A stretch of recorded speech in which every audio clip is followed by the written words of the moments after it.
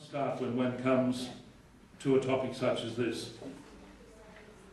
I've been thinking about the starting point for a number of weeks, and it's amazing when one is focused on something how very frequently one gets confirmation of what one wants to say, almost leaders, pointers in direction.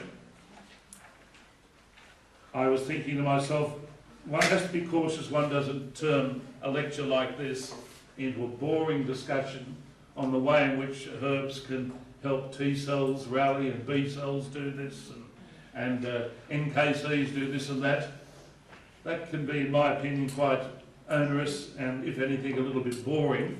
And one of the things that I have particularly agreed with in my reading over the last month in preparing for this is that a lot of the terminology that's applicable to drug therapy and its relationship to the immune system is not really applicable to herbal medicine, and we have to be cautious we don't try to turn our herbs into just alternative drugs and try to explain their actions along the specific pharmacological pathways that many drugs are explained within mainstream medicine. It's very easy to fall into the trap of trying to see a herb like echinacea, for instance, competing with something like interferon. Very easy to fall into the trap of trying to explain the action of many of these herbs along the same explicit, well-defined pathway of many of the immuno remedies within mainstream medicine.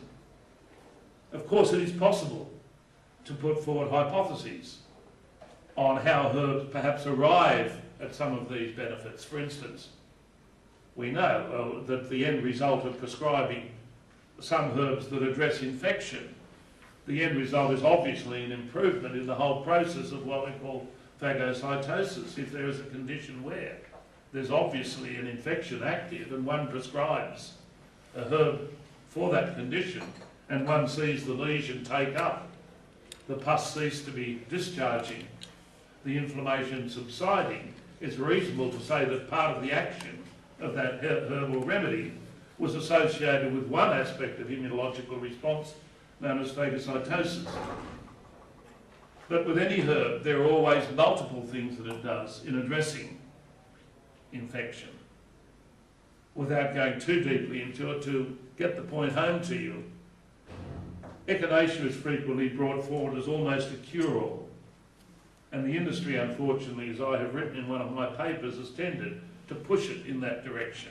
And that's unfortunate, because it isn't a cure-all, and it isn't the alternative to an antibiotic drug.